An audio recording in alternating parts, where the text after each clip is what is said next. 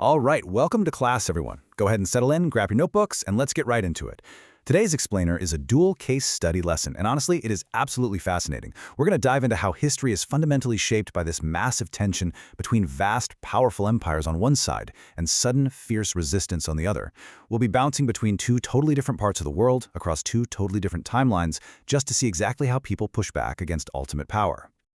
Okay, so here is the lesson plan on the board for today. We're breaking this down into 5 quick modules. First, the spark of the American Rebellion. Then, America's first battle.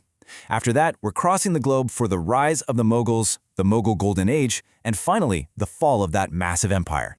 So, starting with Part 1, the spark of American Rebellion, looking at the build-up to 1775. You know, for years, the tension between the American colonies and Great Britain had just been steadily boiling over. Imagine a principal you've literally never met handing you a list of incredibly strict rules, and you have absolutely zero say in the matter. That is basically what the colonists were dealing with. We're talking heavy taxes, strict laws regulating their daily lives, and the real kicker, absolutely no political representation. Zero. So, naturally, the colonists were furious and ready to push back. But Britain? They were firmly determined to crush any hint of a rebellion. By 1775, a clash wasn't just likely, it was completely inevitable. And the next 24 hours literally rewrote world history. It kicks off on the night of April 18th.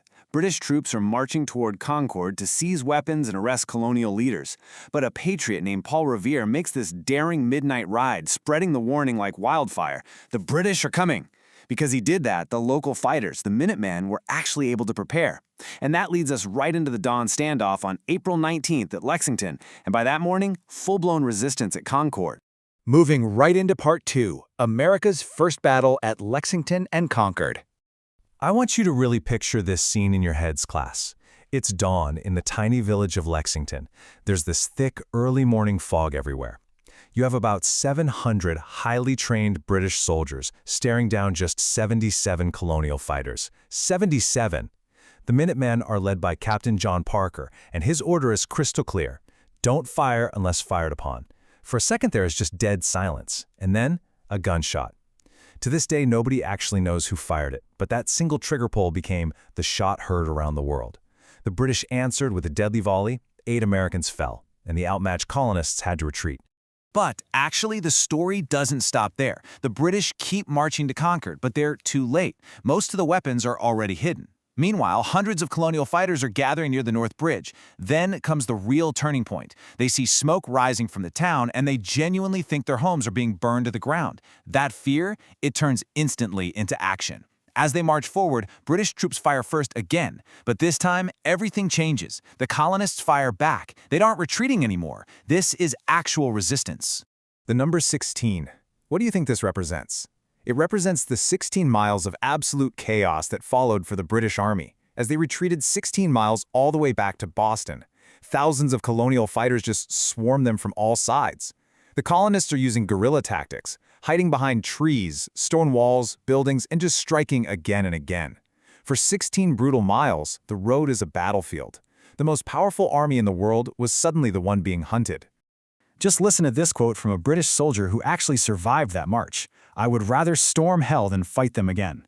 I mean, wow, that just perfectly captures the sheer shock and exhaustion of the British troops. What started with one mysterious gunshot that morning had exploded into a full-on fight for freedom. The road to liberty was officially open. All right, pop quiz time for you guys. How exactly does a 300-year empire fall? We just looked at a micro-event, right? A 24-hour period that sparked a revolution. Now we're going to shift our focus all the way across the globe to India and look at a macro event spanning centuries, just to see how another massive empire eventually crumbled when faced with resistance. Which brings us to Part 3, the rise of the Mughals, looking at 1526 and beyond. So, the Mughal Empire was this incredible dynasty that ruled India for 3 whole centuries. It kicks off in 1526 when a strategic genius named Babur literally lays the foundation of the empire after winning the first battle of Panipat against Ibrahim Lodi. By 1556, Akbar takes the reins, leading into a massive golden age under Shah Jahan in 1628. But spoiler alert, it all comes crashing down with the final rebellion in 1857. Part 4. The Mughal Golden Age. We're talking absolute power and stunning architecture. Think of this list right here as your essential study guide for how an empire is built. We start with Babur, the brilliant founder. Then his son, Humayun. He actually lost power, was forced out of India, but refused to quit. With Persian help, he bounced back and reclaimed the throne. Then we get Akbar, known as Akbar the Great. He strengthened the empire with the Mansabdari system, promoted religious tolerance, and really unified India. After him is Jahangir, a huge patron of art and culture. And finally, Shah Jahan, the guy who ushered in the empire's absolute peak. And wow, what a golden age it was. Shah Jahan left behind some undeniable physical proof of just how wealthy and powerful this empire was. He built the Taj Mahal, widely considered the most beautiful tomb on the planet. He constructed the massive Red Fort. Under his rule, Mughal architecture wasn't just good, it reached its absolute pinnacle. Finally, Part 5, The Fall of the Empire, driven by overreach and rebellion. So, where did it all go wrong? Well, let's look at the collapse. After Shah Jahan came Aurangzeb, the last truly powerful emperor. He pushed the empire to its absolute largest size. But his super strict policies and non-stop expansionist wars basically rotted the empire from the inside out. Once he's gone, massive internal weakness sets in. That opens the door for brutal foreign invasions, like Nader Shah's attack. And eventually, rival powers, like the Marathas and the British, just started gobbling up territory while the Mughals crumbled. And here is the ultimate breaking point, the Indian Rebellion of 1857. After decades of just slowly bleeding power, this massive, widespread uprising was the final nail in the coffin for the Mughal Empire. Exile. To be completely banished from your own native country. Following that 1857 rebellion, the British took the very last Mughal emperor, Bahadur Shah Zafar, and exiled him. An empire that was once the undisputed most powerful in the world, the empire that built the Taj Mahal and ruled for 300 years, was suddenly just history. Let's pull both of these case studies together for a second. On one side, we've got the 1775 American Resistance, a crazy 24-hour micro-event where 77 guys stood up in the morning fog, fired back, and started unraveling the British hold in the colonies. On the flip side, the 1857 Indian Rebellion, a macro event where centuries of imperial overreach boiled over into an uprising that ended a 300-year dynasty. They are totally different situations, but they're completely tied together by that exact same human instinct, the drive to push back against overwhelming power.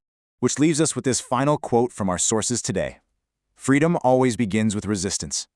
Whether we're talking about farmers hiding behind stone walls on a 16-mile retreat, or a massive nationwide rebellion that ends a centuries-old dynasty, history is forged by the people who push back. So before the bell rings and I dismiss you all, I want you to think about this. When you look at the world right now, where do you still see the ghosts of these kinds of empires, and who are the ones still pushing back today? All right, thanks for joining today's Explainer class. I'll see you next time.